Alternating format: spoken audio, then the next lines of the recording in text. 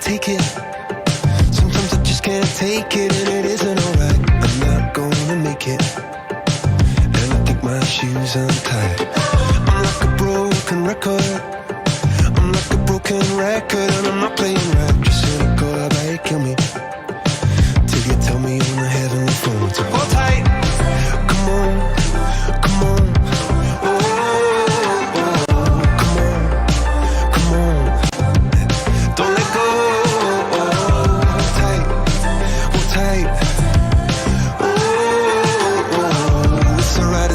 You said I got my hands up shaking just to let you know that you've got a higher power. Got me singing every second, dancing every hour. Oh yeah, you've got a higher power, and she really someone I wanna know.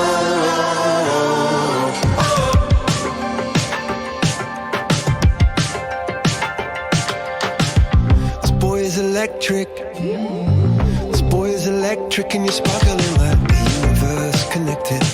And I'm buzzing night after night after night. This joy is electric. This joy is electric, and you're circuiting through. I'm so happy that I'm alive. Happy I'm alive at the same time as you, 'cause you've got a higher power. Got me singing every second, dancing every hour. Oh yeah, you've got a higher power, and you're really someone I wanna know.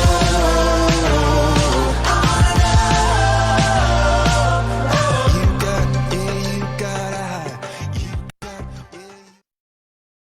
Hello, and we're live on Facebook, Lancashire User Forum.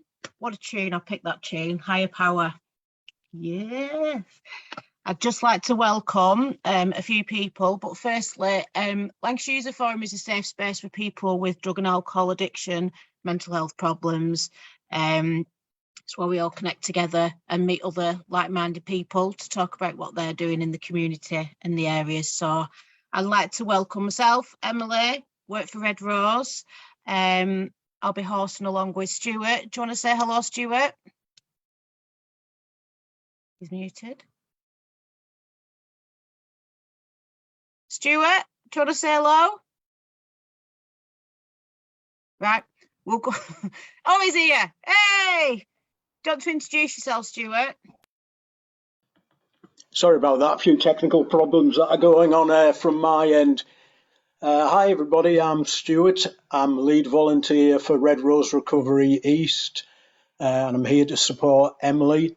I'll be reading out any comments or questions that anybody asks. So if you put any of that stuff through the chat, we'll put that to our guests. Thank you very much. I'd like to say a big hello to Dan Littlechild, all the way down south, who's going to come on and tell us about what's been going on with himself. Say hello, Dan. Hello, everyone. Do you know what? I'm so grateful to be back in this space. I've missed it. I've been away for sort of 6 months, continuing my good work in my community down in Bedfordshire, but I'm going to tell you a little bit more in a bit. So thanks for having me, Emily. Nice to see you, Stuart. Hi, Bev. Hi, everyone watching. Yeah, Bev's watching as well. And we've got the lovely Jackie Smith, Mrs. Smith.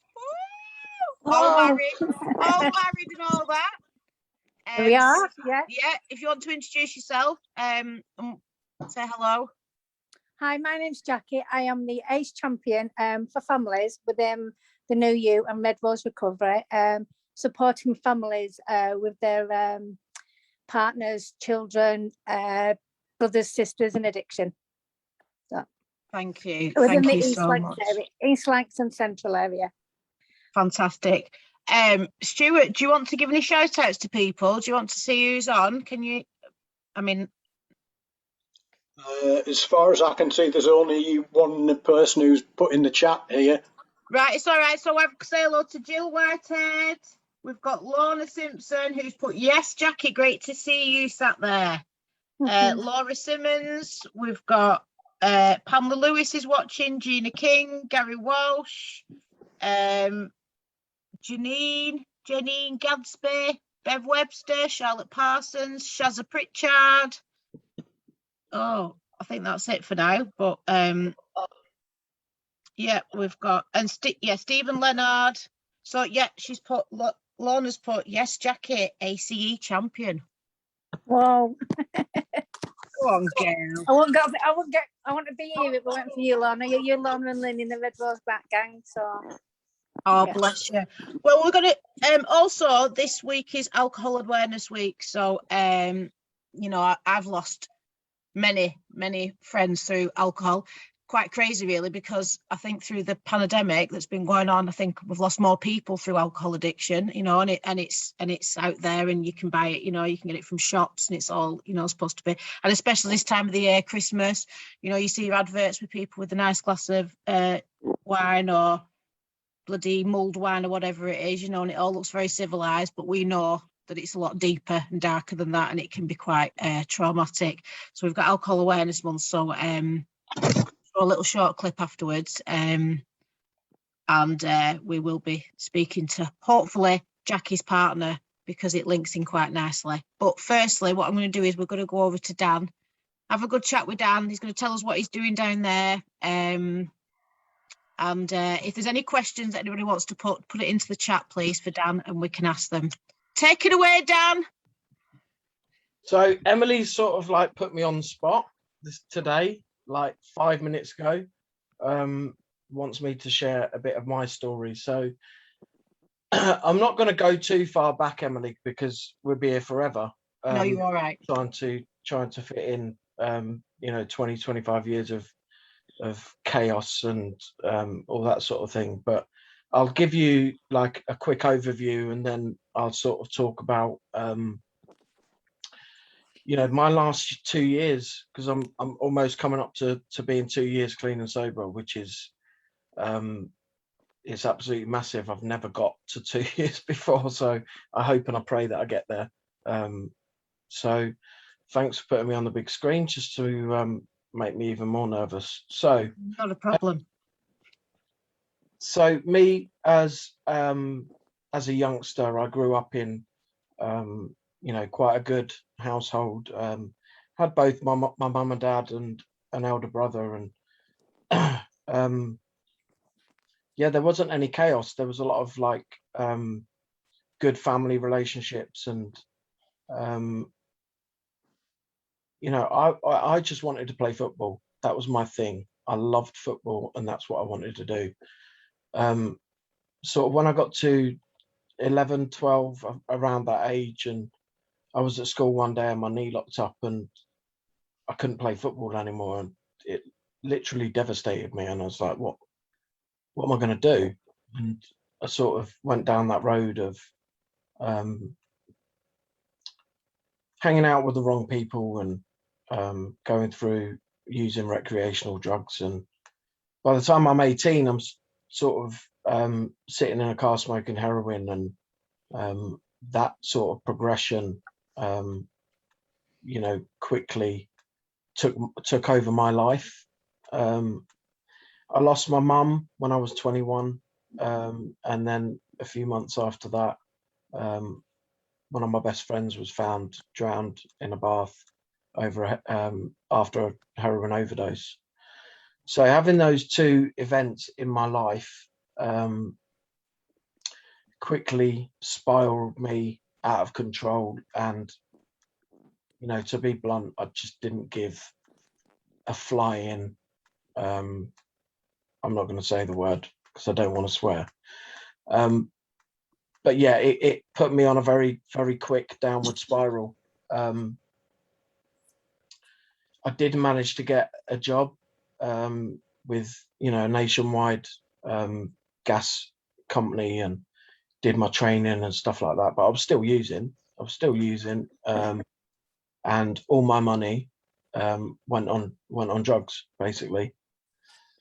So that was in Bedfordshire and Milton Keynes. That's where I am now. That's where I live now. And I did the whole geographical, I'm going to move away from that and be where my brother, because my brother had managed to get clean in Nottingham.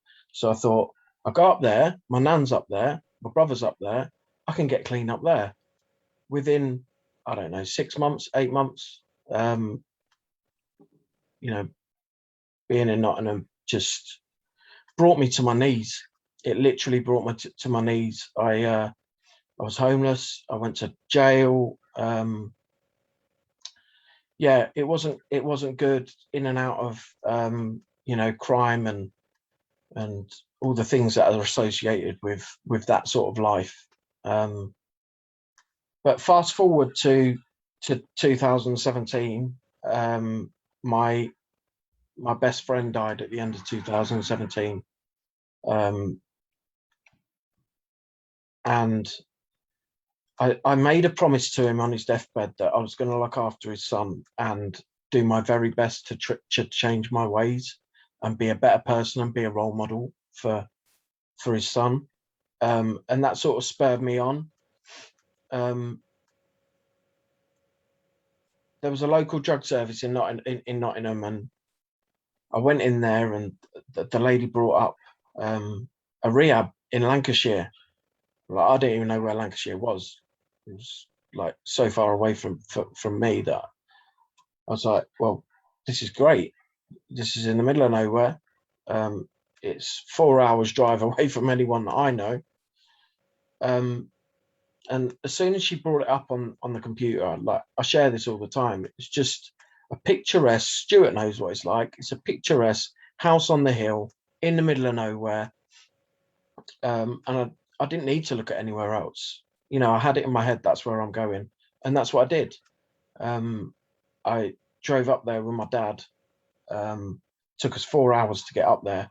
And I walked in them doors literally broken, and I don't know the word to describe it, but it wasn't me that walked through those doors. It was a broken man. And the paranoia that I got from seeing other people that looked weller than me, like, I was 9 stone, grey in the face and sick because I'd messed up my detox. And the relief that I saw on my dad's face when he dropped me off, because he knew that he wasn't going to get a phone call from me saying, you know, Daniel's dead or Daniel's in jail. So it was massive. It was massive. You don't know how strong you are until you're tested. And being in that environment, I think I was in there for 4.5 months, and it's one of the hardest things that I've ever done. It really was. It was one of the hardest things that I had to do. I had to really look at myself and really try and change all my behaviors and the way I looked at things, because my thinking was not too clever at all. It really wasn't.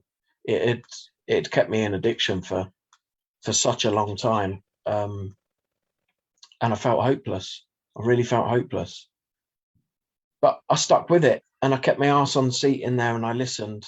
You know, when I was in the groups in there, I really paid attention. My behaviors came out when I was out of group. But you know, for the best part of it, I sat and I listened to what was going on and took it in. So that was back end of 2018, when I came out of there, and ended up in Accrington. Like, the only time I'd ever heard the word Accrington was on the milk advert. You know, some of the older viewers might remember that advert. And I was like, oh my God, what is this place? But do you know what? The recovery community in Accrington is so strong.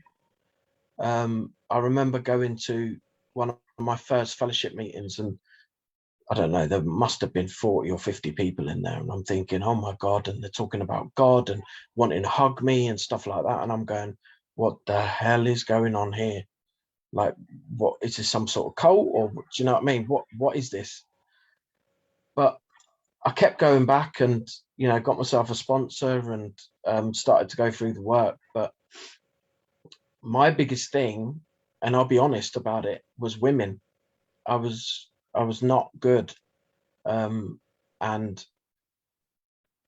yeah, my behaviors there ended up getting me removed out of St James's because I'd used, and I had to go and live with this girl, and I was bidding on this property and just outside Burnley. But she was using, and it sort of I sort of thought it was a good idea for me to go off for a week because I couldn't take it and go off and use my my drug of choice. And yeah, that kept me away from Red Rose Recovery and the Lancashire User Forum and all the other services that I'd tried to get involved in when I come out of rehab, because of the shame and because of the guilt and because of the embarrassment. When I eventually put my hands up to my dad and said, you know, I need to come down to Bedfordshire and I need to do my detox again. And my first thought there was, he's going to say no, because, you know, you've had your chances. You can do it on your own. But he didn't. He accepted me with open arms and said, sure, come down, try again. That, I reckon, saved my life again. And, you know, I was determined more than ever. I'd got to 11 months clean and then I'd failed, and I'd felt like I'd let myself down. I'd let my whole family down, and everyone that believed in me, I felt like I'd let them down.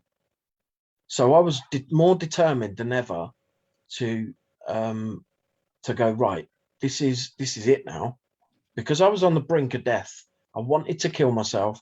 I felt hopeless again. So yeah, I came down to my dad's, did my detox,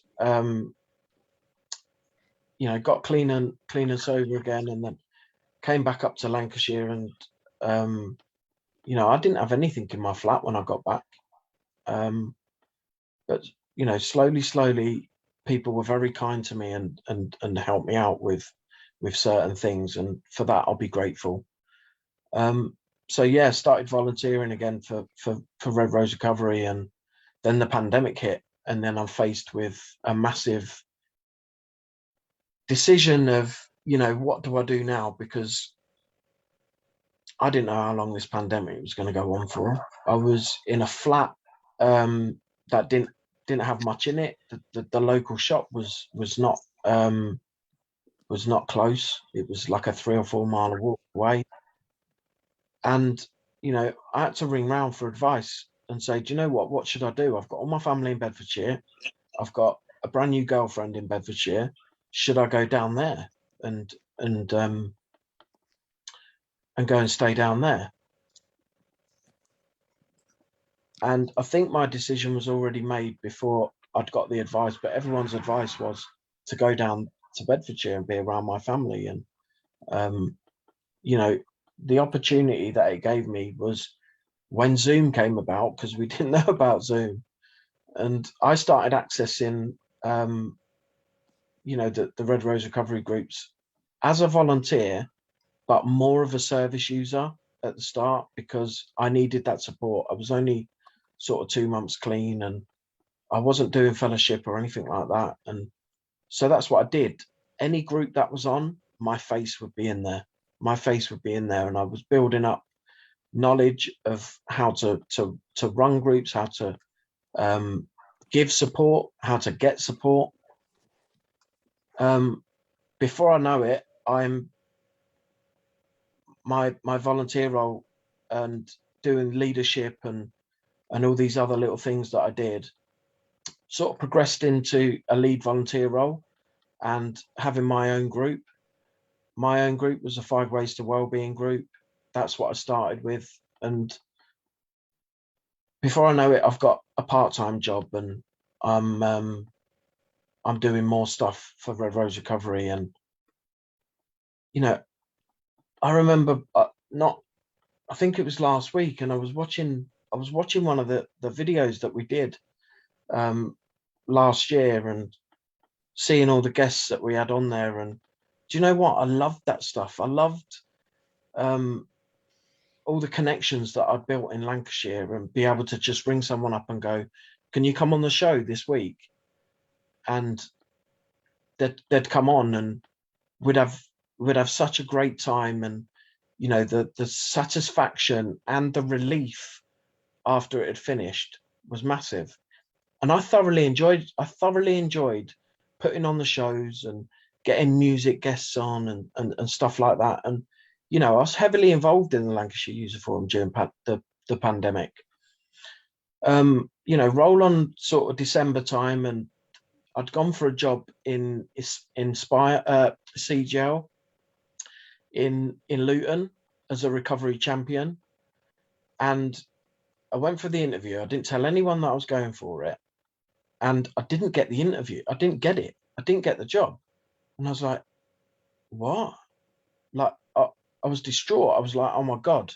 Like, that belief started slowly dropping out of me, because I thought, how can I not get a job as like not the lowest, but, you know, on that ladder is probably one of the bottom rungs of the ladder to climb up. And I couldn't even do that. And I thought, what, you know, is this going to knock my confidence and stuff like that? So when I got feedback from the interview, the man turned around and he goes, do you know what? He goes, you gave a really good interview. And if I could like it to like a maths test, he said, you gave me all the answers that I wanted, but you gave me no workings out. You didn't give me any examples of this, that, and the other. And I was like, damn, if I'd have just known that, I'd have done better. But you know what? After a while of reflecting on it, I thought, you know what? That's a massive learning curve for me, and I'm going to learn from it, and I'm going to do better next time. So within 2 weeks, I got a phone call from Red Rose Recovery, and they're like, we want you to come and work for us full time. So one door shut, another one opened. Bearing in mind, I'm still in Bedfordshire. So I'm working full time for a charity in Lancashire, in Bedfordshire, which was really, really weird.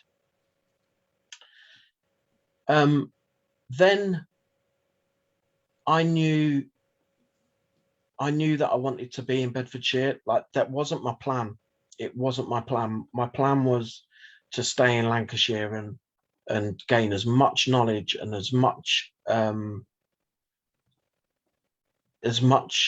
experience as I could, so I could bring what Lancashire have got up there down to Bedfordshire, because this is where I live. This is where I was born and bred, and I've got such a passion for bringing just a sprinkle of what you guys are so lucky in Lancashire with the services what you've got. And if I can just bring some of that down in the next sort of 3 to 5 years and get my own sort of charity and do something like that, then that'd be fantastic. But, you know, I was wanting to stay in Bedfordshire because I'd got my family back on my side, and I was in a good place in my life, and I was in a good relationship. And so I made that decision that I weren't going to go back to Lancashire. I was going to stay down in Bedfordshire, and I was going to look for a job down here. So I'd put my CV out to a few charities and a few organisations, and I got an email from the CEO of Community-Led Initiatives, Peter Atherton, and he wanted a chat with me. That's all it was. It was just a quick chat. And after speaking to him for about an hour on the phone, he Teams called me, so like Zoom, but on Teams. Teams called me and said, I want to offer you a job. So then I had to think about that and think, you know, what am I going to be doing for these guys? And he basically said, all I want you to do is come in, run groups, you know, get our groups up and running, because they only had 5 groups when I first started. We've now got 16 groups. So in the 3 months that I've been with them since June, I've been with them 6 months, but the first 3 months was getting all the groups up and running. And that was first and foremost my my first 3-month objective, and I hit that. I smashed it. We've now got 16 groups running, with another 8 coming in the next, like, before Christmas. And my job has progressed now to a coordinator. So I'm now a coordinator for community-led initiatives, which means I'm sitting a bit more behind the desk, and you know, I have my teams that do all these stuff for me. But you know, this team that we've got in Bedfordshire and Milton Keynes, everyone's got each other's backs, a bit like what we had up in Lancashire. You know, you can depend on these people. You can depend on these people, and I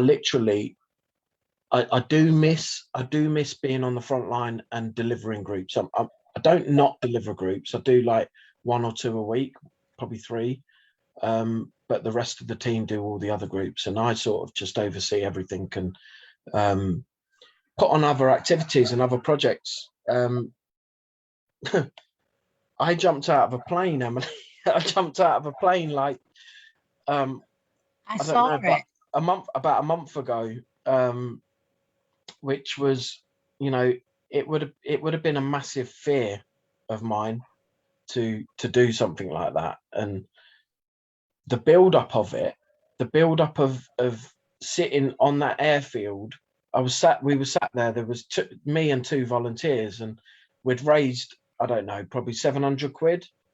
So the £700 was so we can go into schools and talk to sort of 11, 12, 13-year-olds about life and life choices, and, you know, just telling them a bit of a story about, you know, where I've come from to where I've got to. And you know, they don't need to go and do that sort of stuff. So yeah, sitting on the airfield for 5 hours, and the anxiety that had built up from sitting there was absolutely, like, my hands were sweating, my heart was beating. But it's one of them things, you have to face your fear, keep some faith in it, and just go with it. And the plane ride up there, it wasn't too bad. And, you know, I put my trust in someone, and I said to him, I said, how many jumps have you done? He goes, over 3,000. So immediately after I've said, how many jumps have you done? And he's like, 3,000. I'm like, oh, right, I'll be cool then. Like, that fear's slowly going. And honestly, if you've never jumped out of a plane before and you're capable, go and do it. Go and do it, because the rush from it and the satisfaction from actually doing it was immense. I couldn't liken it to anything. Like, no drug is better than that. I'm telling you now. And I've done nearly every single drug in the book, and you can't beat that. You can't beat that. So To be honest, Dan, it took all my time to go and have my booster today. So I think jumping out of a plane. That's all right, Emily, because we can lead this up. We can lead you up to this. We can lead you up to this. You've got till next summer, and then I will invite you down, and we'll do it together. I swear and we'll to God, raise some money. Honestly, the fear, everybody knows at Red Rose about me and my immunisations, and I went and had my booster today, and I was the only person, all these well-behaved people sat having to wait the 15 minutes, all really well-behaved. I sat there, I'm like, no, I can't do this. I cannot sit here. I got up and I'm, no. Honestly, I was like a person deranged. You did it. You did it last time, and you've done it this time. Yeah, I'm not quite to jumping out of a plane. Let's make a commitment live on Facebook in front of how many people are watching? Oh, 20. stop it. So I'm thinking by the end of this, 500 people might have watched this. So let's make a commitment. Next summer, you've got like 9 months to prepare for this. Do you know Next summer, what? let's go down to Peterborough. Let's raise some money and let's jump out of a plane. Let's do it together.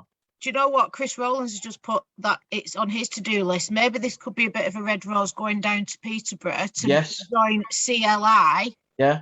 And let's do it. Right. Let's do it. We need to get these views up more. I'm not doing anything until these views are going right up. I'm not promising anything. Not for just 20 views at the moment. You've got no chance. Get as many people involved in it as possible, and let's really make some money for some charitable organisations. Yeah, you've go on, carry on. Sorry, I interrupted you because I had no, to. You're good. You're good. So yeah, I'm still on course to do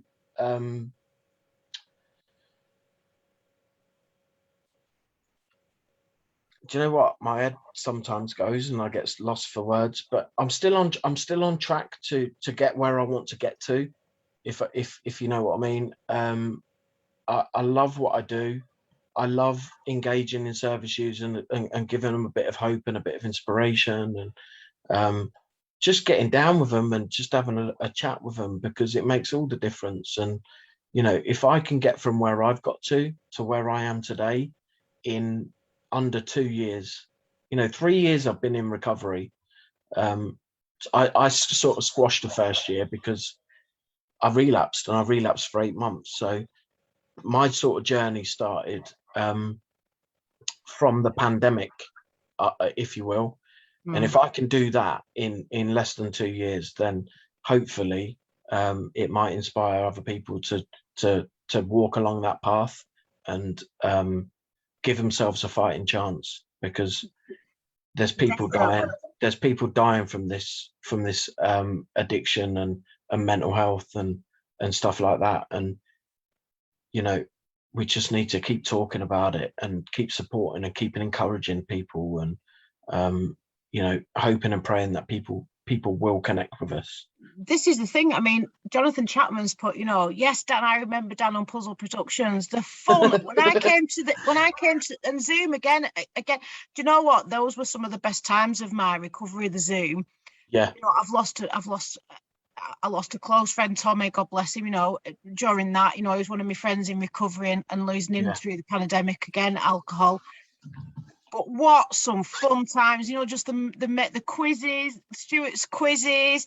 We did the pumpkin making competitions, dressing up, and Red Rose Recovery took away all that doom and gloom around recovery. That when you recover, you become really boring and sensible, and I've had more fun and laughter, and I've met people, I've had proper belly laughs. And you've been with me. You've been with me side by side, like. We've had a right giggle. Since the pandemic started, and we were accessing the groups together as service users, and you're employed now, I'm employed, and it's just like, I can't put it into words, because I never dreamed that I'd be getting out of the hole that I was in. But I often share this with some of my service users about I don't know whether you've heard the story of the addict in the hole, where an addict can't get out of the hole. A doctor chucks medication in there, he can't get out. Someone throws money in there, he can't get out. Someone throws a Bible in there, they can't get out. The addict comes along, jumps in the hole with him, and tells him, I'll show you how to get out of here. I'll show you how to get out of here. And that's what we try and do. That's what when we get clean and well, that's what we try and do. We try and jump in there with the addicts and show them how to get out of that hole. And honestly, I love it. I absolutely love it. And I'm so blessed and so grateful to be where I am in my life at the minute. Really, really am. And like you say, Puzzle Productions, me and you, actually, we proper believed that we were going to get like Oscars, didn't we? We took it really seriously. Like we really believed that this, we were like, yes, we've been recognised. We are now performers. I took it really seriously. And It was such fun. It was such fun. Like some of the scenes where, you know, I'd got blood on my nose and someone would punch a camera and then I'd go back like that. And then all of a sudden have like fake blood on my nose and And it's you know what, Stuart, do you want to put any comments? Because there's like absolute loads of comments. Do you want to say any? I've got some here as well, but if you want to come in with any. Yeah, I'll read them out if you like. We've just got Lorna Simpson, and Leanne saying, nice to see you, Dan. You're looking great. 2 years, well done. Gina, well done on rehab. That must be hard work. Jonathan says, wow, it's Dan. Gina says, you're doing an awesome job, but don't forget that a lapse isn't failure, it's a mistake. Yeah. Chris commends you. Alison says hi. Stephen Leonard said success is just the other side of fear. Charlotte Parsons, glad you're enjoying this. She's saying hi, Charlotte. Charlotte's one of my colleagues from Community-Led Initiatives. All right. Charlotte's on fire. Charlotte will she's one of the most hardworking people I've ever met.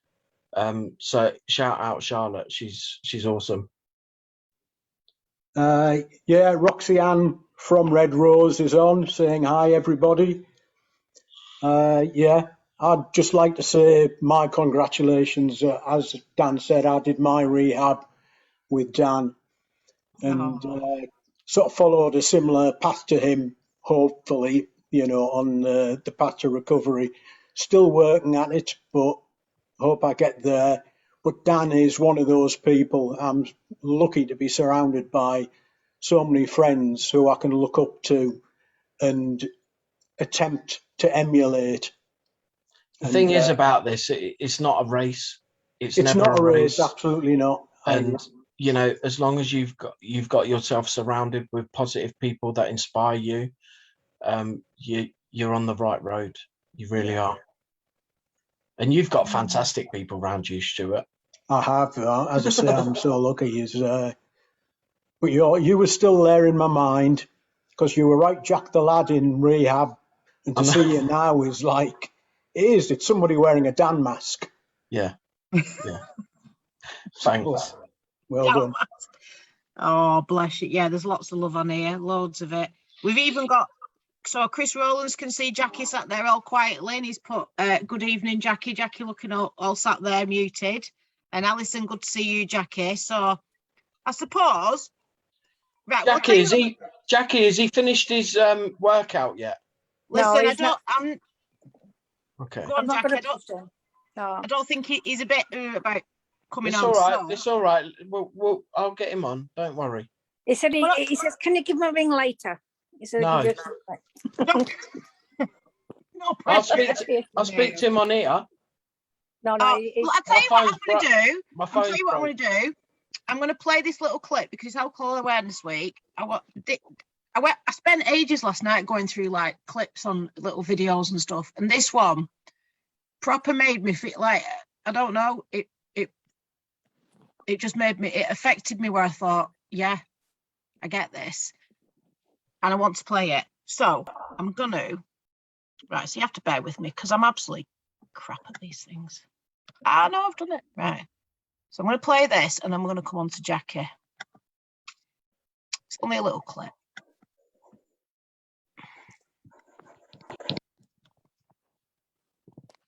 So, you know, I'm probably an alcoholic. Probably.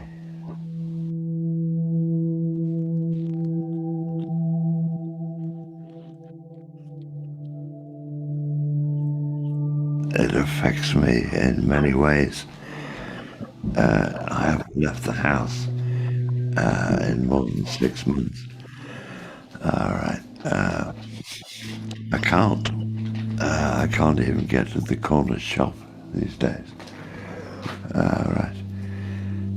So, you know, you know, I don't wear shoes anymore. There's no point.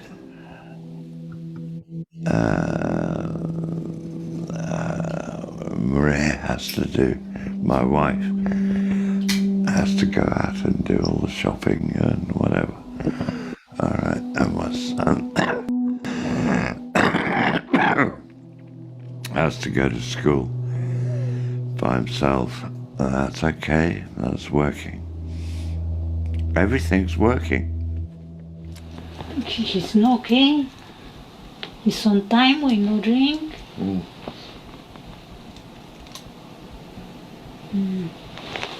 What, so sometimes he's better than he is, and sometimes he's worse? Now it's worse. It's just becoming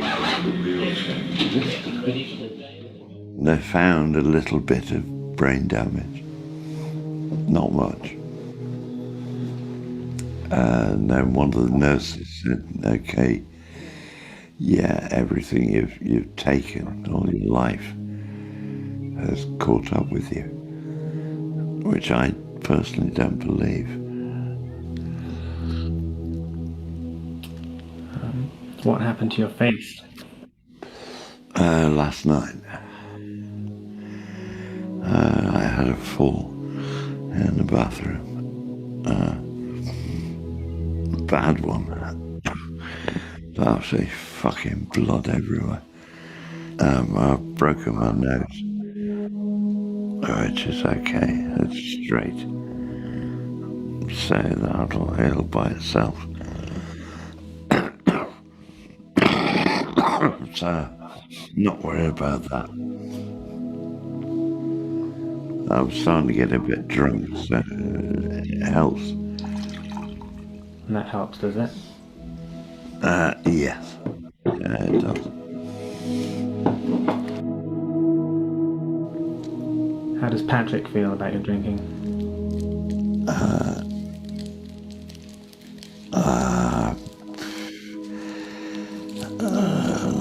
Nothing. I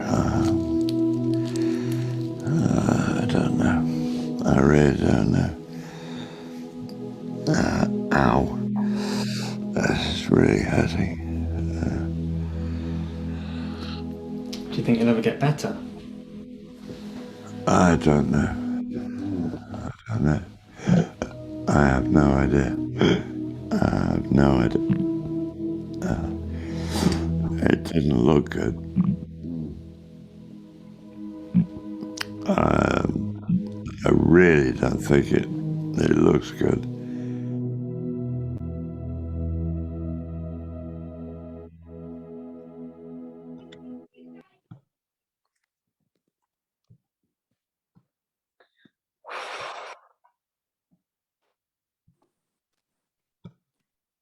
So people that are watching this just need to, take a moment and just realise that this is real.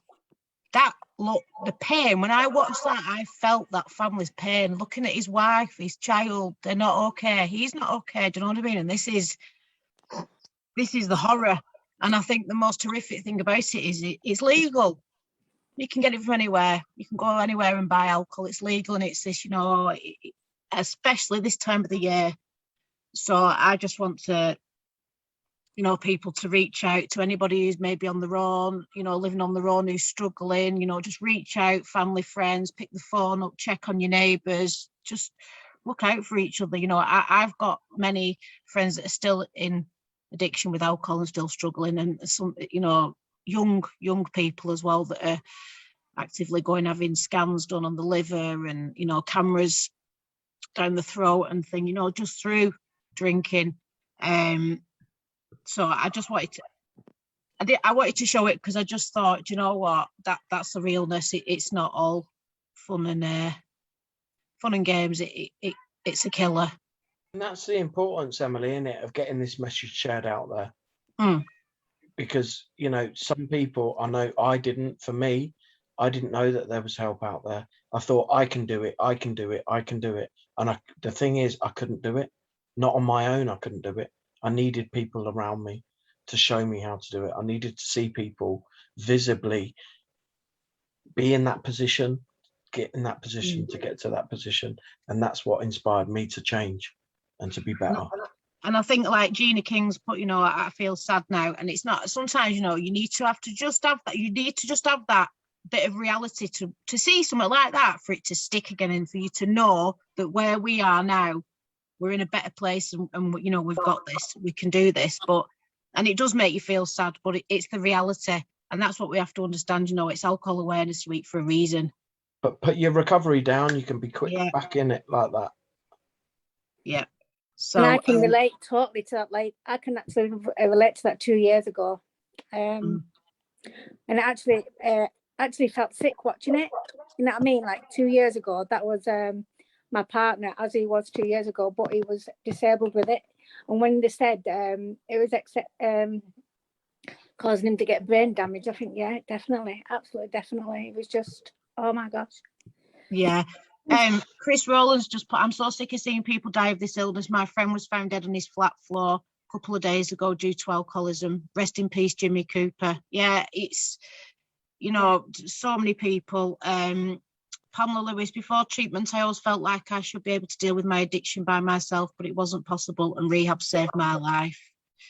You know, Tonya Wilson, it's a family affair with alcohol, not just the me in a bottle. Alcohol is your fake best friend. Hell for everybody. It's true. And then, you know, Gina King, it must affect the child. It does, you know, that child was far from okay. Yeah, somebody called John McPherson said his biggest fear subconsciously was that now he's clean, he expects things to happen, but logically he knows that it won't, you know, that we've got to make it for ourselves. And Got to put the work in, John. You've got to put the work in. Yeah, Hi, John. that is so true. It is. It's bloody hard work, isn't it? But it's not as hard as using. Oh, no, absolutely not.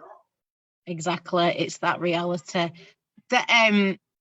Dan, thank you so much. And I love you being on, because you helped me out massively as well, me and Stuart. We love it. So we're going to, I'm going to move on. Thank you for having me on. You're all right. You can just stay where you are, because I know that you're going to come in and speak to Jackie as well. But we're going to come on to Jackie so that you Alison can tell says, us. by the way. Alison says hi. Hi, Alison. Oh, Marion Carpenter. Nice one, Dan. Hi, Mazza. So Jackie, I want to welcome you. I want you to tell everybody what your role is with Red Rose, and you know, get a bit, because obviously you've got married, so you can talk about that as well, and a little bit about your journey to how you've got where you are. So where do I start, really? I was actually a child of an alcoholic as well.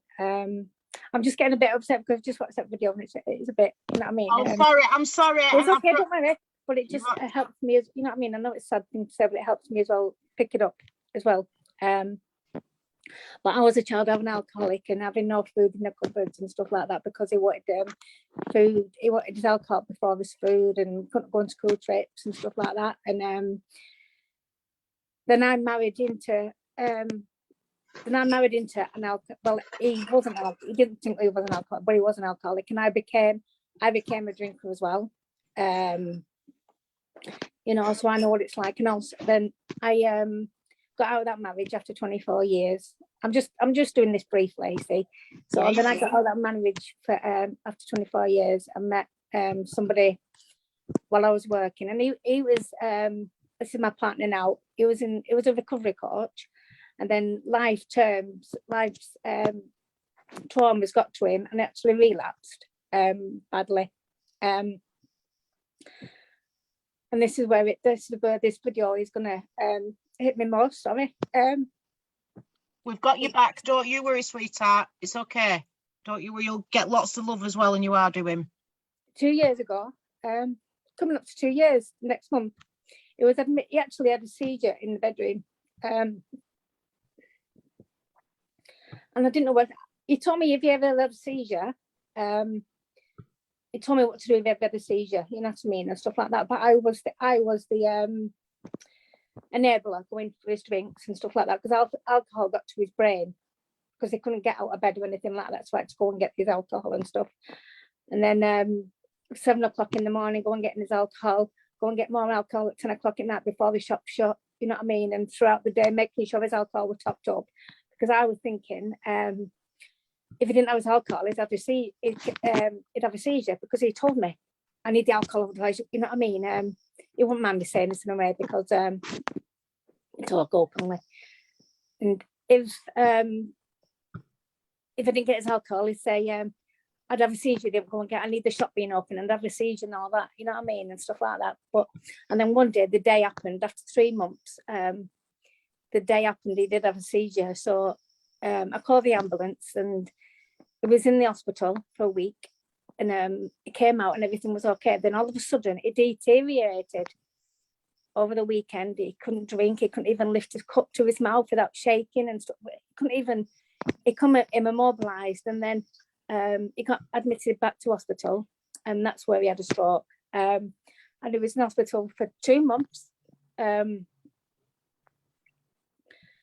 I visited him for 12 hours a day. He was like a cabbage. He couldn't walk, you know what I mean, and stuff like that. And he actually got a condition called central pontine myelinosis, and it's where, do you know about, I don't know if anybody on here heard of it, it's where if a sponge absorbs water, well, when you get the sodium, it goes out your brain, and it removes all your functions of your brain, like your walking and everything like that. So everything your brain gives you, it takes it away if it comes out of his brain. So he was actually in hospital because of that. He couldn't remember. And when he was on hospital, he had psychosis and everything. You know, it was just awful being over Christmas and stuff. But he recovered from that. It came out in the January, and then in the March, COVID set in. COVID come in, not me, you know. So COVID come in, and then it was getting back into rehabilitation, going to the gym, and all of a sudden, the gym shut.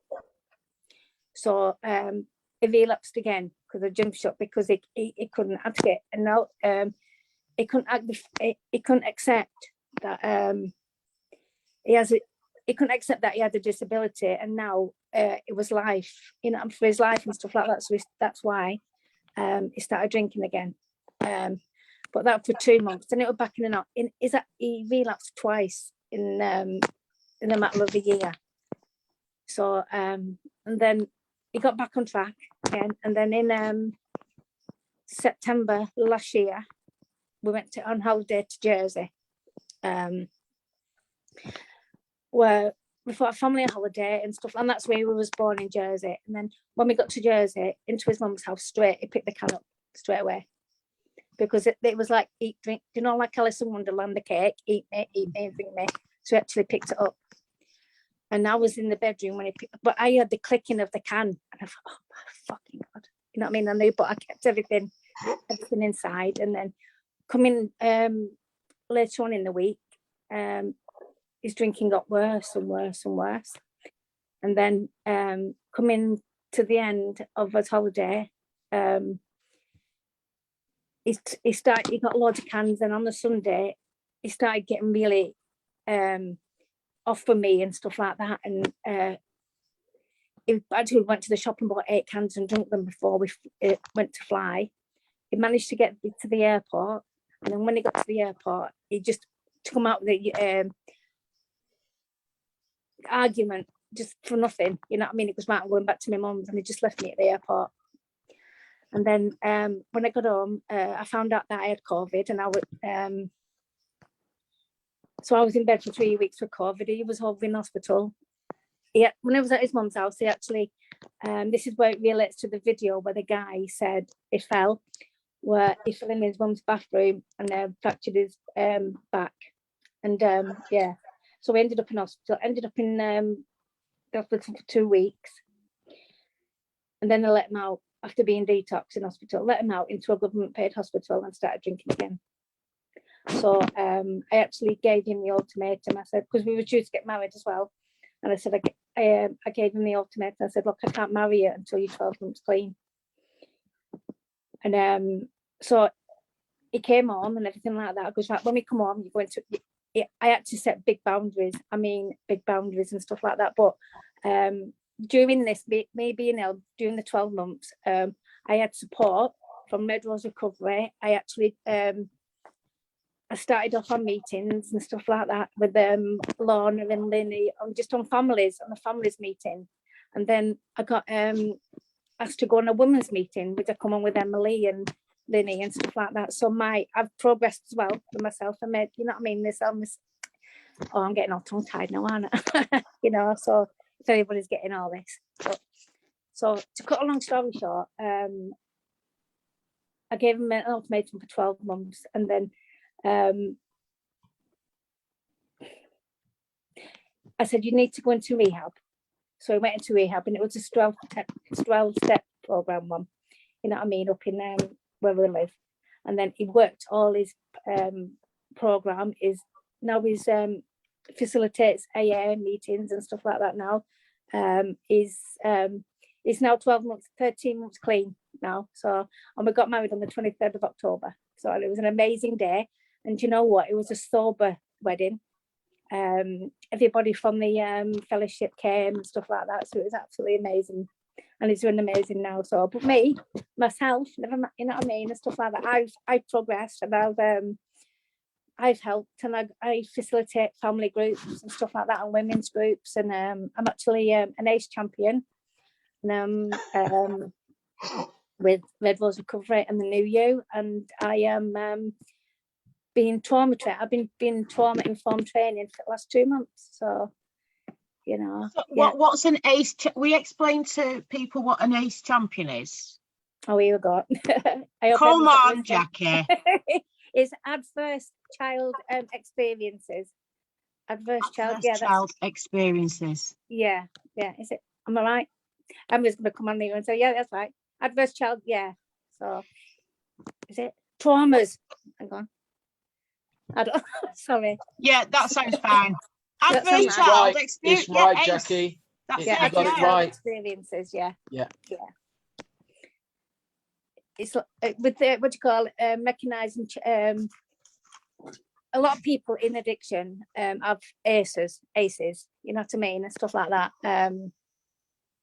Where that's the reason why they've been drinking or take drugs and stuff like that. They have traumas, whether it can be either if someone has died or lost a job.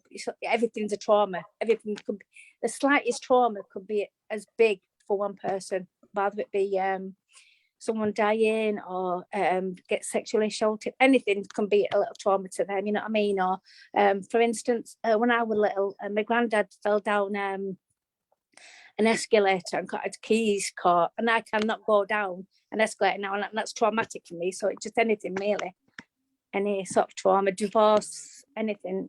What is a trauma for a child? It's Dr. Gabor Mate says that's really amazing, and that I actually was watching a few of his clips. So definitely, and I agree. Absolutely anything like failing a driving test or something like that, or even divorce or moving home and school and any. You know what about COVID boosters? Can that be one? Yeah, and that's traumatic. Have you got a group for that? No, I haven't. Sorry. But stay strong. You know, but get over it.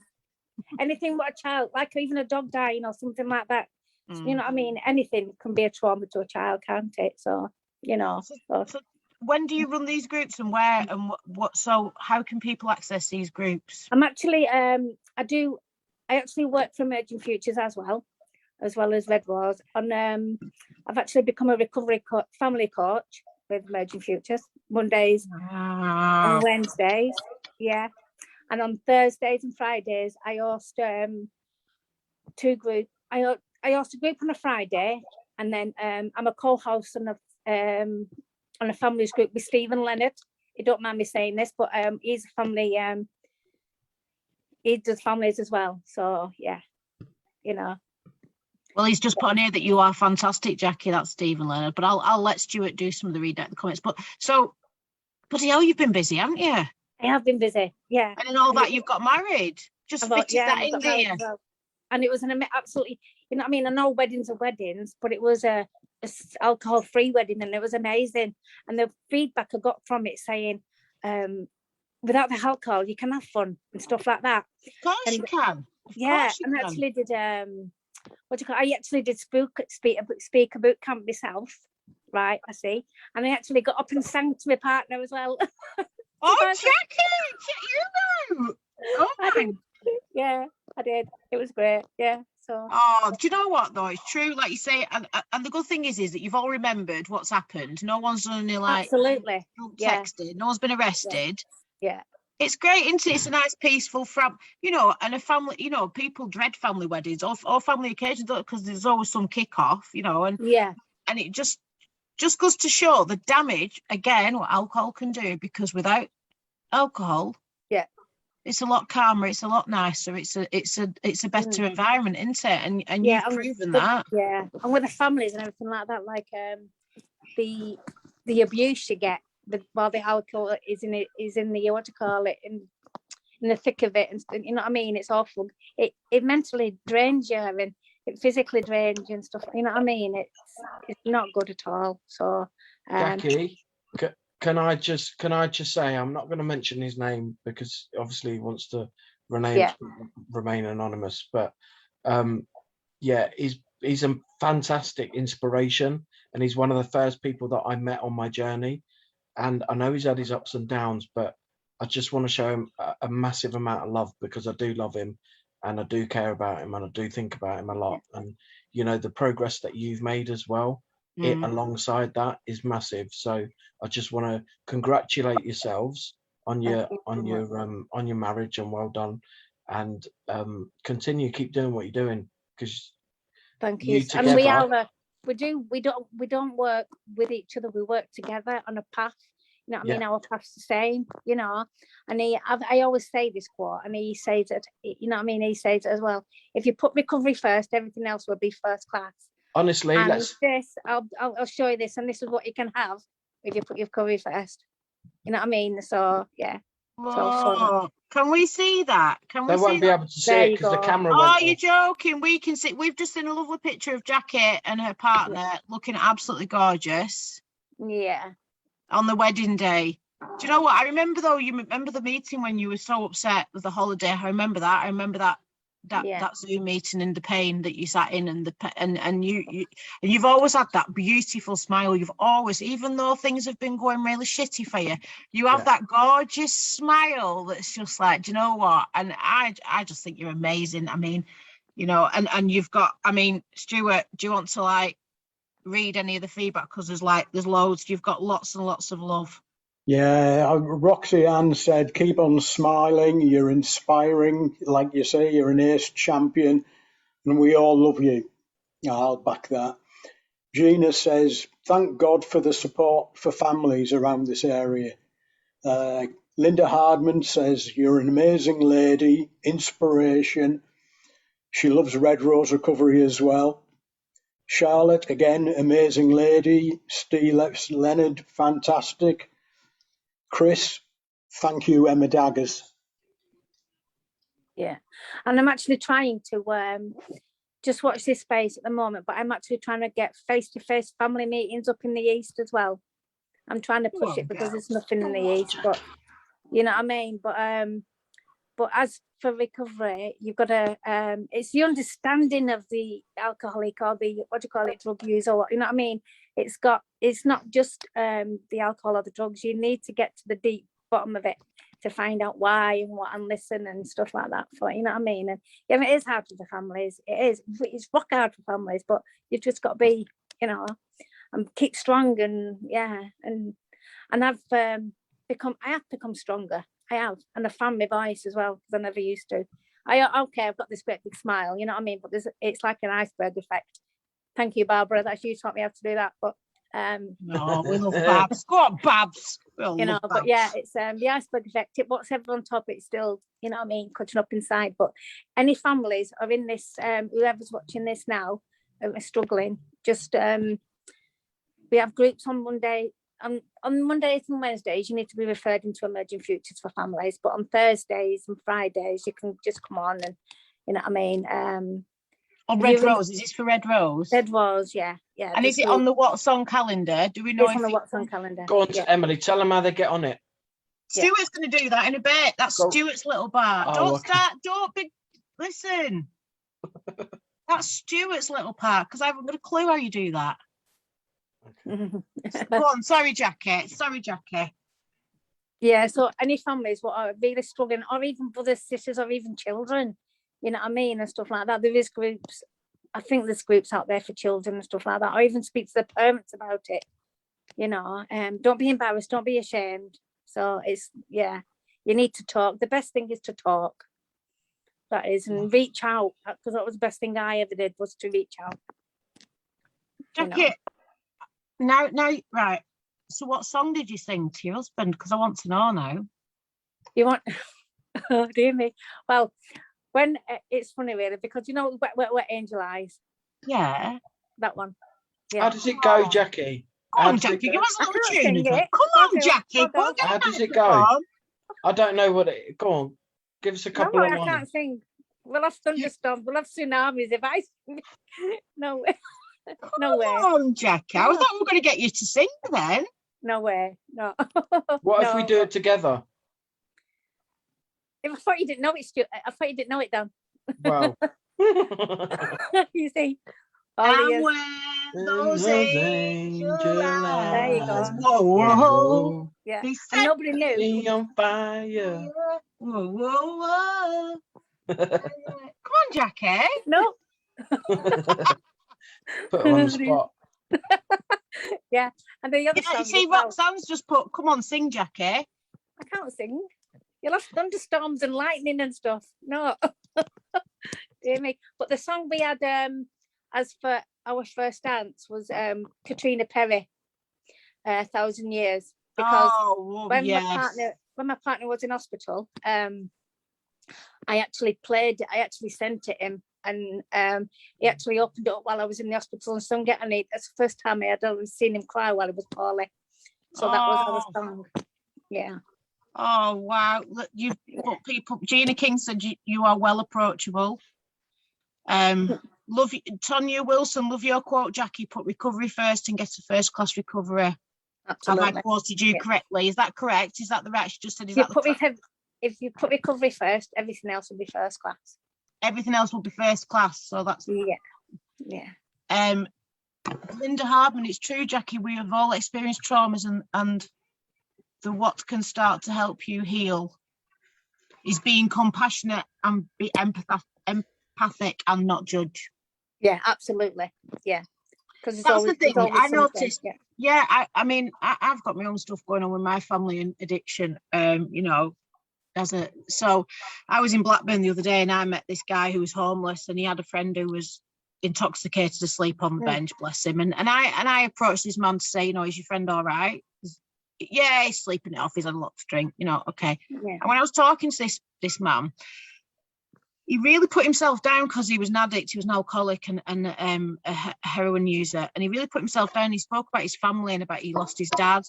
And he got really tearful and was talking. And he's like, you know, no one really listens to me. And I was like, well, I'm listening. No, I'm. And he said, my sister's really high up. You know, she's a child protection officer and she's beautiful. And I said, listen, I said, you're a human being, mate. I said, you know, and he said, my sister still speaks to me though, but she worries, she shouts at me.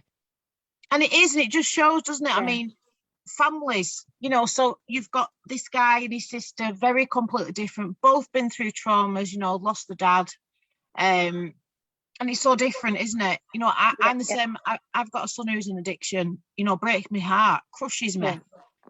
And then I've got my daughter who very different, who have both experienced the same things, you know, through my addiction, witnessed the same things. And it was crazy. And this guy just put himself down so much. And then he thanked me for talking to him. My friend went and got him a pair of trainers because he got arrested. He was shoplifting to feed his habit and the police locked him up and took his trainers.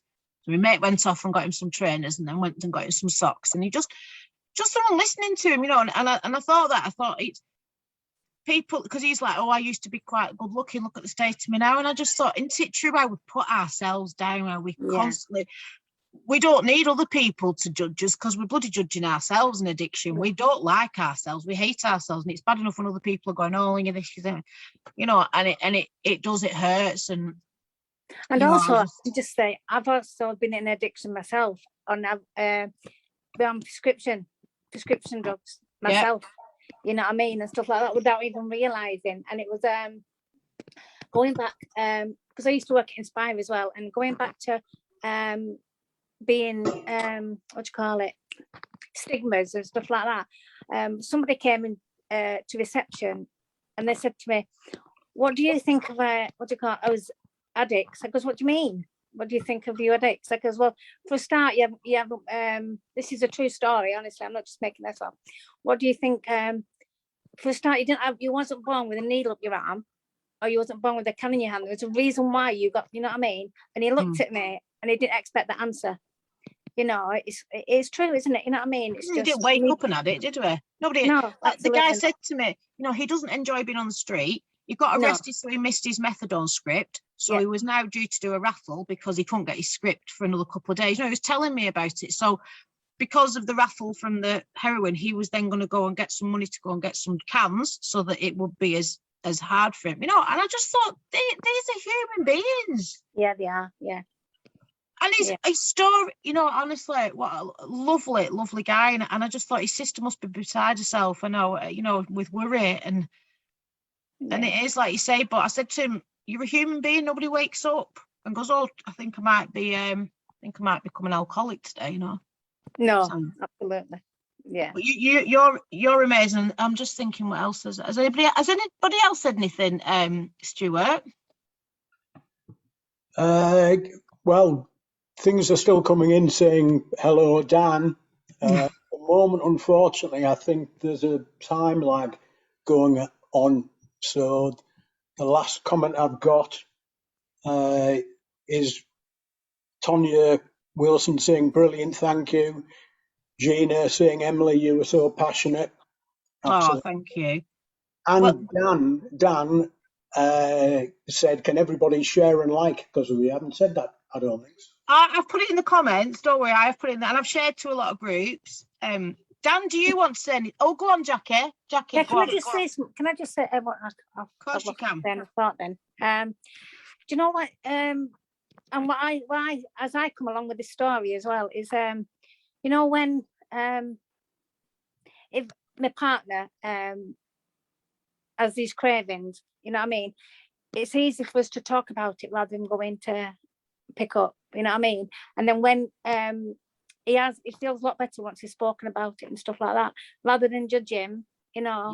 And then rag his head and say, you know, you want to, you know what I mean, stop having a fucking drink. But you just got to stop and listen, you know, and don't judge him, and just let him carry on with just let him go in with it's his recovery, you know what I mean. Just because when last year when he first went into rehab, he said, "Jackie, I need to I'm going into rehab, but it's going to be a lifelong thing," you know what I mean. And I said, "It's your recovery, you know what I mean. I'm just here to support you, you know what I mean. You just got to support, you know." Absolutely. And the thing is, it's a you know, it's an everyday. Like you say, I had some stuff going on this week, and my first thing, but I told my daughter I wanted to go and get a drink. My first thing, it was like, but that's it, go and get a drink because I can't deal with this. This isn't. Told my daughter, so she walked to the shop with me while I went to get some cigarettes because she was like, "Well, I'm walking now." But I had to tell her, had to keep that quick because I just thought this is, you know, and I got through it. But it's true, you have to. If I thought I need to put it out there quickly. I need to tell her because then I know that I can't then leave her sight. And we got through it, you know. And I thanked her, and it just how precious families are, and how precious and how important it is to speak to people about these things because it's scary, and it's scary when you're sitting with your own head. You know, that was at 8 o'clock in the morning, and my instant thing was I'm going straight to Zed's and I'm going to go and get some vodka, and then I can deal with this. But there'd have been no chance that I'd been able to deal with anything what I've had to deal with this week, you know. But your children, everything goes on the back burner because the first initial thought is, how am I? It's a bit it's a selfish disease, isn't it? How am I going to cope? It's all about me, not about the kids, and it's about me. So you know, it's important, Jackie. Everyone needs to pick up the phone or speak to somebody and just right now I feel like a drink, but I'm going to try and work through it, do something differently, go and have a walk, whatever it is. Changing that behaviour, in it, Emily. We're not used to picking up phones and going, do you know what, I'm struggling at the minute and I'm having these thoughts and stuff like that. So for me, that's a massive thing when you pick up the phone and go, do you know what, I'm struggling today. Because immediately you're changing that behaviour and you're taking the power out of you are of what you're, you know, thinking and wanting to do. And by the end of the day, I'd not even remembered that I'd actually had that horrific craving. I'd gone about my business, sorted stuff out, and then I sat down and I looked at my kids and I was like, thank God I didn't do it differently this morning. Thank God, because it would have been so, you know, but it's just reaching out. And at the end of the day, nobody should judge. Someone's put, Linda Harman, I heard that 80% of addiction is mental and 20% of addiction is physical. Oh, is that, I didn't even know that. Do you know what, though? Probably, And you know what else what helped me as well? When my partner was in the madness, you know what I mean? I used to think, this is not my partner really, you know what I mean? So I looked at him when he wasn't in his addiction, you know what I mean? And that's what got me through, you know what I mean? The laughs and stuff like that, that's what helped me through it. You know, it's all, they say, don't they? Yeah, you've got the addict, you know, and then the addiction, you take, you know, sorry, you've got the person and you've got the addiction, you take away the addiction, you've got that person, you know. I remember learning that on that was Emerging Families, because I went when my ex was in addiction and I went, and that was what they taught me, no, you've got that person. And if they're the same person underneath that addiction, then they're a complete tosser. My ex was a complete tosser without it, so it's fine. But anyway, but yours, you know, a lot of people, I know that my behaviours were completely different. When I drank, I had psychosis. I was in hospital a few times with psychotic episodes and stuff. So yeah, it's but like you say, Jackie, for you, now your partner's sober, it's different. Yeah, he's doing amazing. 25th of October, it was 12 months. Hey! So, yeah, 2 days after our wedding day. So yeah. But well, you said, didn't you? I remember you said on me since, and I'm not marrying him. That was it. And it was like, go on, Jackie. I did. Yeah. No, that's girl power. Yeah, I did. Well done. And you know what? You are obviously his higher power as well. You are a strength. I'm just going to come on to that, Emily, with the song, with the higher power song. You know what I mean? Higher power cannot. It's not just. I know people think AA, not as all God, but it's not. It's got to be something you respect and stuff like that. You know what I mean? It's something it could be like say my mum up in heaven or my dad up in heaven. It could be anybody. It could be a dog. You know what I mean? I'm doing it for something. You know what I mean? It's not because it's not. You know. So.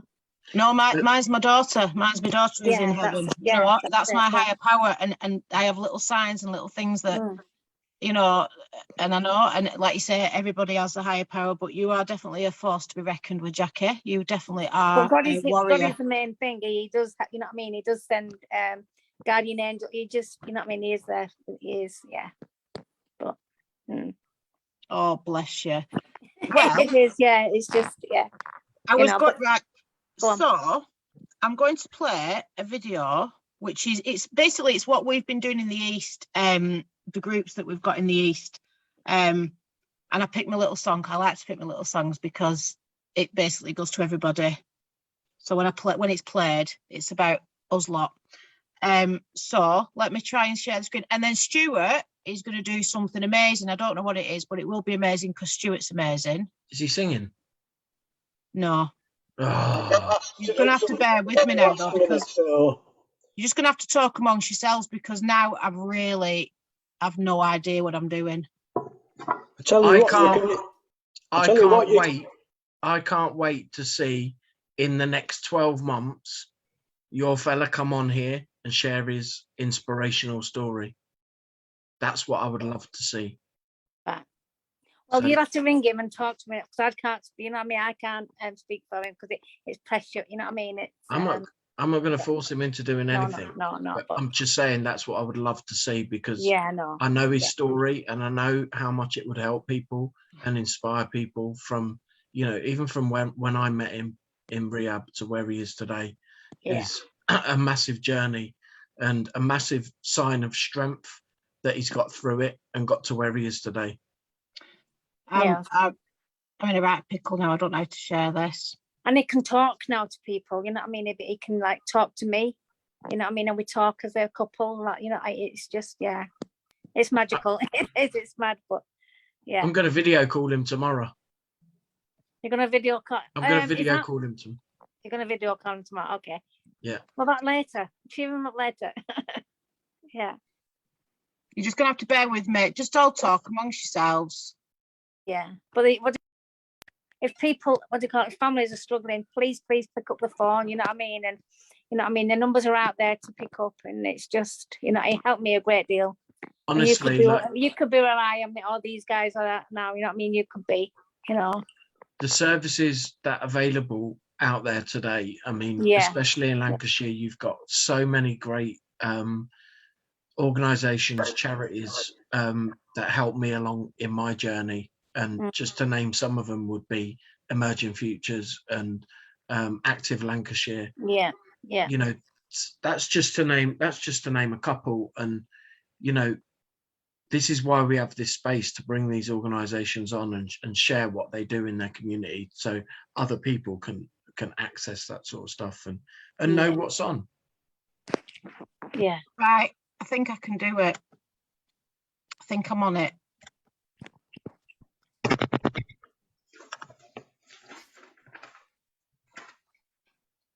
Right. Is this sharing?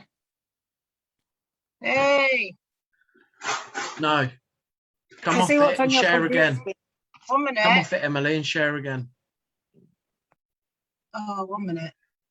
You're joking. Stop your share and it'll be there. Oh. Right. So stop my share. Oh, I don't believe this. Don't start. I've gone bright red. I can't see you. You've gone like white as a ghost. I can't find it now.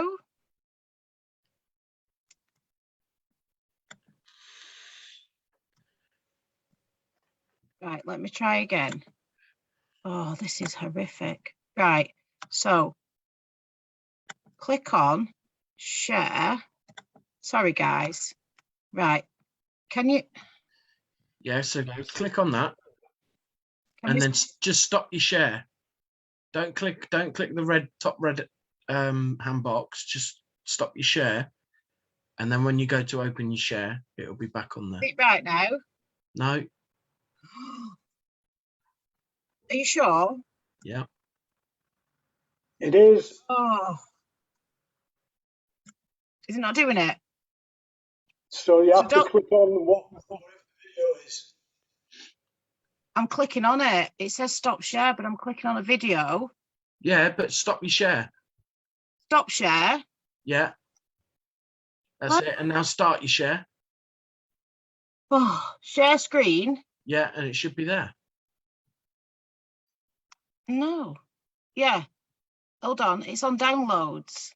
So when I click on that and share, it's coming up as a video. So why won't it play when I play it on the video? It's not doing it. Oh, what's happening here? Is it doing it?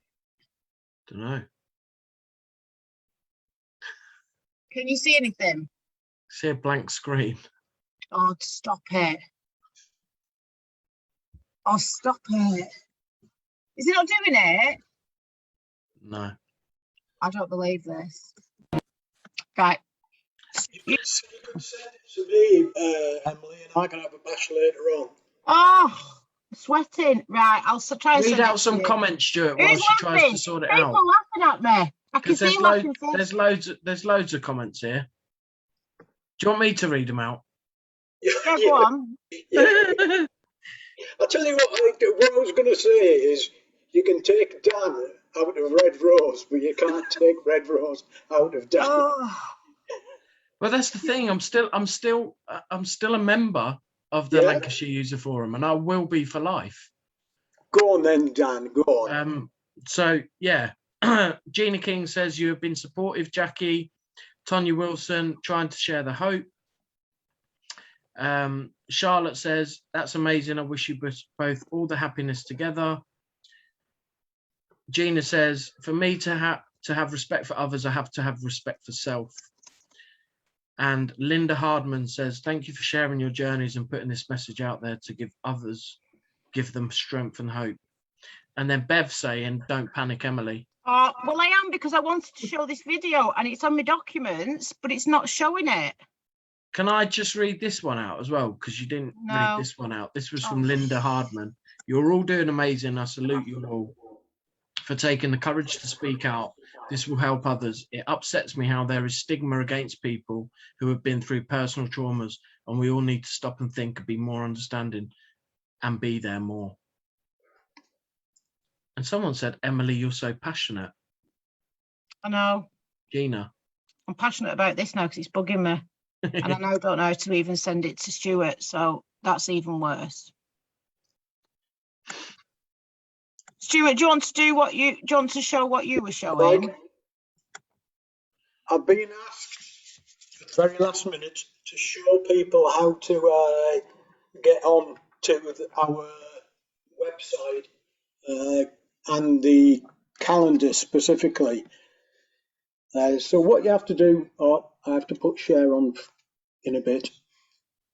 First of all, we're doing our best to keep them all updated. We've got all of our groups on the calendar. That's North East and Central. It's a mixture of face-to-face and online digital groups. If anybody wants to contact us about a group, I'll show you how to do that. So right now I have to try and do the share. So let's see how I do. Emily. What? Just to let you know, I've got it in the background when you want me to share it and play it. What, the video? Yeah, Scott's just sent it to me. Oh! But so what do you want to do? Do you want to do that? Do you want to do that first? Okay. You ready, Emily? Right, well, hold on a minute. Are you sharing it? Yeah. Oh, right. I'm ready to go. Thank you. Thank you. Techno whiz, you know, in 2 years it takes to get. I'm sweating. Yeah. Right, let's get going. Yeah. Oh, I love it.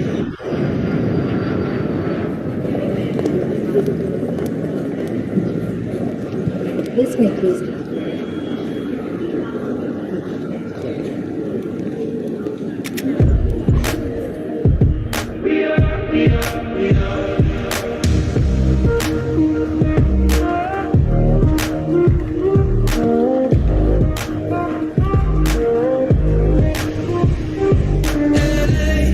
On a Saturday night in the summer, sundown and they all come out. Lamborghinis and they rented hummus. The party's on, so they're heading downtown. Everybody's looking for a come up, and they wanna know what you're about. Me in the middle with the one I love it.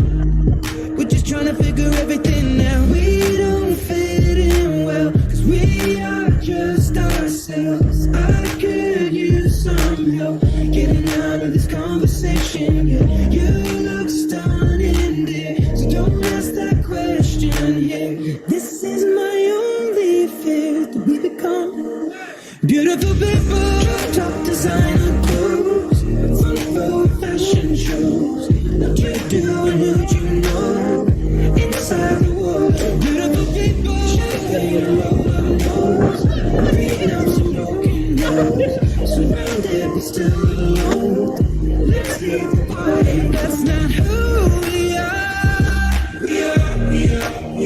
We are not beautiful. Yeah, that's not who we are.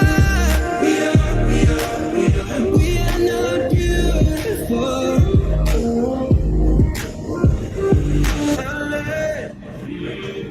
2 hours last night and we made it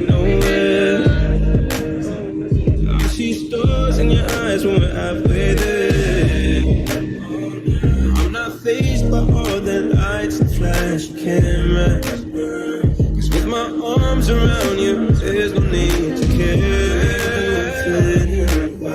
We are just ourselves. I could use some help. Getting out of this conversation. Don't ask that question. And this is just Jackie my from only Red Rose, and he's running beautiful people, designer clothes, from your fashion shows. Don't you know, inside the world, beautiful people, and you know that knows, clean up some broken homes, surrounded but still alone. Let's leave the body. That's not who we are. We are not beautiful.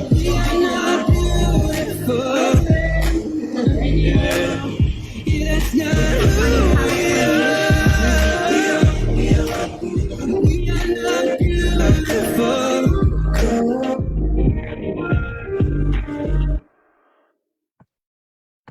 Oh, Dan.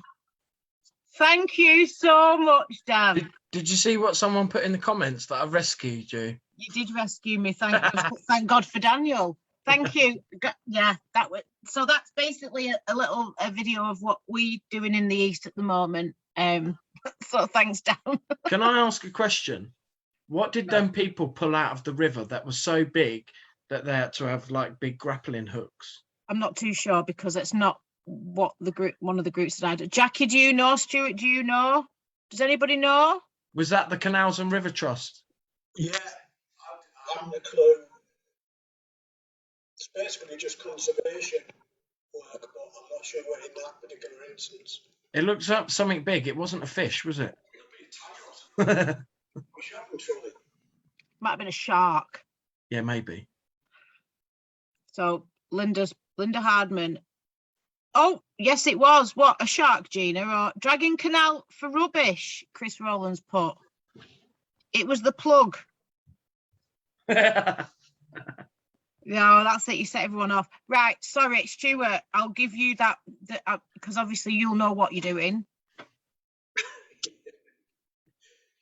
Right, for everybody here, I've been asked to show you how to get onto our website. So the first thing I'll try and do is share the screen. All right. Who keeps laughing on this thing here? Tell you, find out. Can everybody see my screen from there? Yeah. I can. Yeah. Right. Oh, so what we have to do is obviously first thing go into Google, type in www.redroserecovery.org.uk. When you're there, you can go to the Get Involved section. What's on calendar? You can obviously make this like a direct link and put it in your favourites, whatnot. That's where I've got it. Click on there. You'll get here. It's in various different formats. So here, for instance, is what's going on today. Oh, I like it. If you go down here, you can load more bigger screens, and the bigger screens come on. If you want to know the details of the group, then you can just click on there, and that will give you a bigger amount of details. And if it's an online link, the actual link will be on there too.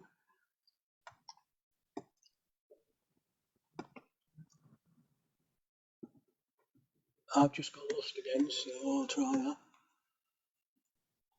Also, if you go to, well, that's wrong. I think I'm having the same sort of problems. It's shaky hand syndrome. Don't worry. Oh, hold on, Linda. Can people volunteer in any way who has not got any addictions who want to support? Yeah, of course you can, Linda. Definitely. So now we've got a new thing which is in the middle. I think it's new anyway. It's new to me, which is categories, for instance. You click on there. So you can click on face-to-face, online, regions, things like that. Obviously, you know, we're east. So click on the east, and then it'll only show the east ones.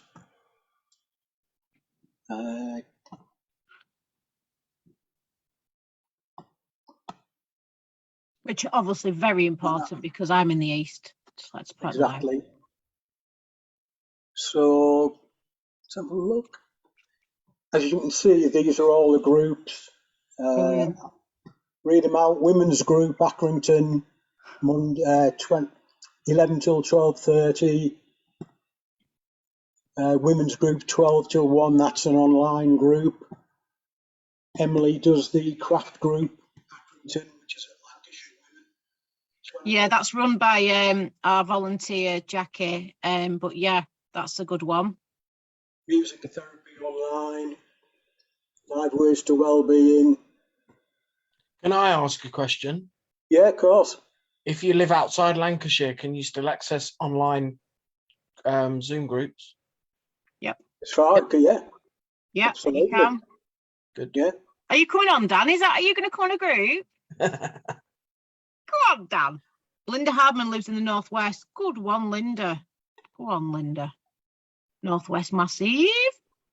So, as I say, if anybody wants to get in touch with us, just give us a bell, and I like that sound you of can that become a member of Red Rose. Self-Care Sunday. That sounds good. Who runs that? Do we know? It's just the officers, isn't it? All right. Honestly, weekend groups are massive. That's where a lot of service users struggle over the weekends. Definitely. So having things at the weekends. So Self-Care massive. Sunday, 7 till 9. That sounds good. Yeah. So anybody that's struggling on a weekend, we've got Self-Care Sundays.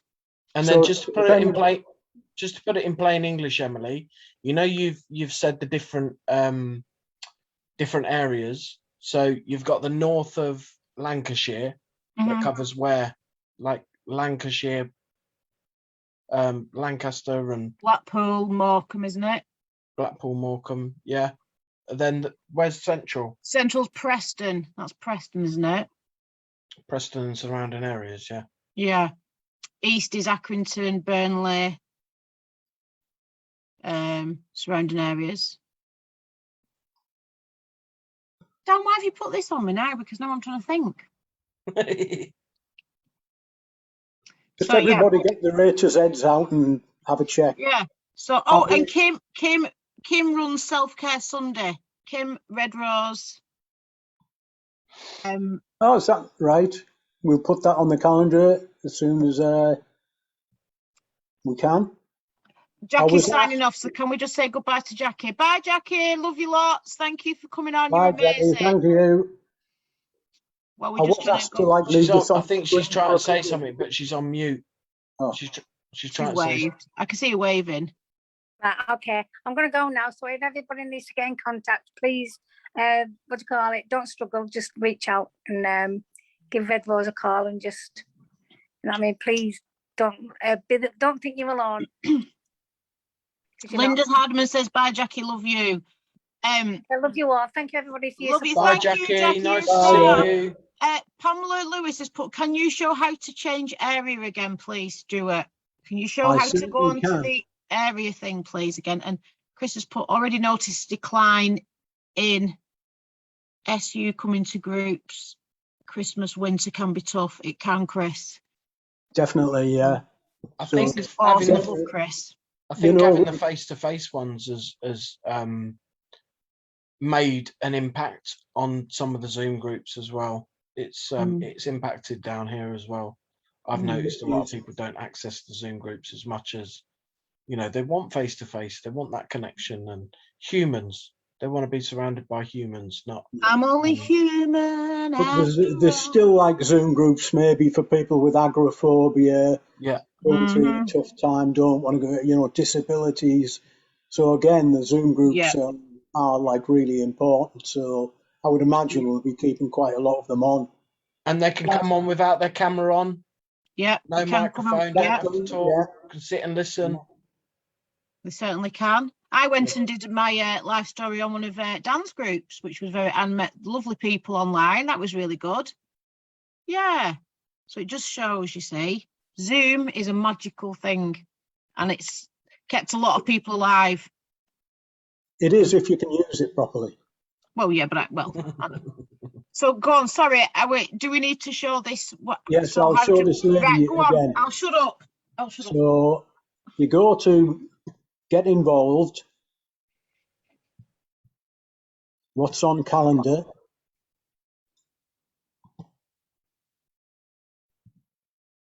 Scroll down and it'll say load more. That'll load more of these big boxes, which you can click on and get you the big details. But if you want like the full calendar, which will give you, you know, the normal way, you just go up to where it says there, full calendar. Category. That's the one. That's it. That's So the one. Yeah, she wants to know. If you click on, if you want to know what the face-to-face ones, just click on them, and only those ones will come up. If you want to know who's doing those groups, again, it's there. So it's as simple as that, hopefully. Just look for that, you know, the middle of the box, and then click that. If you're anything like me, the way you learn how to use a computer is just clicking things and seeing what happens. Trial and error, Stuart, I think they'd call it. Yeah. Oh, no, thank you, Stuart. I think everyone's got a lot from that. Oh, Tonya Wilson's put Rag and Bone Man here in 2022 because I was singing that I want to go and see James Arthur. He's on in March at the MEN. So I think everyone seems quite happy with that. Oh, Joe Clayton's watching. Go on, Joe. Hi, Joe. Sorry, Emily, this messaging meant to say Emily. Why, what's it say, Jackie? Where's Jackie? Emily. Oh, I love you and all you stand for. Linda Hardman. Oh, right. Thank you. Stuart, is there anything else? I'm just scrolling down on these for anybody around the Oh, right. Okay. You want to have a look at these things. All right, so we've got Women's Group Blackpool, Wednesday Wellness Morecambe, Drop In Morecambe, Connection Lounge Lancaster, so they're everywhere. Yeah, so Should that's we just leave a couple of minutes for people to write down any links they want? Details, rather. Do people need a minute or so for these on, or do people need us to stop the share now? Have we got more to go? I think that's it. I think you've basically shown everybody how to use the Red Rose Recovery Calendar. It's pretty basic, isn't it? Google. Well, I say that, but it won't be from people like myself. But going on to redroserecovery.org.uk and then clicking on the What's on Calendar. Yes, yeah. Pamela said thank you. So I think it's helped people. Yeah. Thank you very much, Stuart. No problem. Yep, community chat, that's a good one. Mickey Morgan's Cafe. You get either a sausage or a bacon roll and a tea or a coffee. Yep. Courtesy of Red Rose. You know, you don't have to stay and chat. You don't just come in and get your butty and leave. We can't be doing with that. Or come from different groups and things like that. But it is me and Stuart like that one, don't we, Stuart? Oh, and then we've got the activity morning with Canal and River Trust, Burnley. So that was on the video. So again, if you just click on that, it'll take you to more details. Litter picking, crafting bird hedgehog boxes and planters, grapple hooking and more. You know what? It looks good, that. That's what they were doing, weren't they? Grapple hooking. Yeah, that looks good, that. So there's a lot going on. I shall stop the share. Chris Rowland certainly kept me connected through lockdown. Yeah, Chris, it's true. It's true. It's kept a lot of us connected. Well, I think that brings us to the end. I think. Oh, how did you get on with your party, Emily? Did you go to the Drive Wave event? Oh, come on, let's have a fantastic. chat about that quickly. I represented Red Rose. I had the best time. I'm going to the Christmas one. There's one. Honestly, I keep threatening to come up for it, but something always comes up. But there's one at December, 10th of December. The tickets are on Skiddle. Ben SOS had the best time. Honestly, my daughter came. She was probably quite embarrassed, but I didn't care. I raved my socks off. Come on, Emily, explain what it is. What is it? So it's an event for people who basically want to go and dance and get involved and party. Yeah. So it's a rave that's sober, drug-free, alcohol-free rave. Honestly, they had the angle grinders, like the. And could you ever imagine yourself partying in a club, clean and sober? Not at all. It was absolutely bonkers. And you know what? There wasn't 1 ounce of trouble. There was no kick-off. Everybody loved each other. Everyone was loving it. Honestly, it was absolutely fantastic. I loved it. And I got to meet the urban poet, Chris Rowlands. I've met myself. This took Ben SOS, the Deacon brothers? Deacon, Dom and Dave, yeah. Absolutely loved it. And my daughter was just like, Mum, this is amazing. So like I said, it was really good. Yeah, willpower. Yeah, honestly, it was just a brilliant atmosphere. And I think because a lot of people at Red Rose had watched my videos and seen my lives, then the one in October, a lot of people from Red Rose then went to that one as well. So it was really good. That's that thing of attraction, not promotion, isn't it? It's honestly, I'm going to the Christmas one. I'm excited. I'm going to get some, glittery outfit, and that's it. I'll be on that dance floor. Sorry, we've just put Nick's, but can I just mention a men's group face to face that starts on Tuesdays, 1 till 2:30 in Preston, and it will be on the calendar soon. So there you go. So yeah, if anybody wants to go to a rave, a safe space. To honestly, and the artists, some of the singers, honestly, it was like I absolutely loved it. The music and the atmosphere, yeah, absolutely 100% recommend it to anybody that wants to go and have a right good dance. Oh look, Chris, you can come down. I'll sort you a ticket. See, Dan, if you want me and Chris to jump out of a plane, you better come and do a bit of dry raving.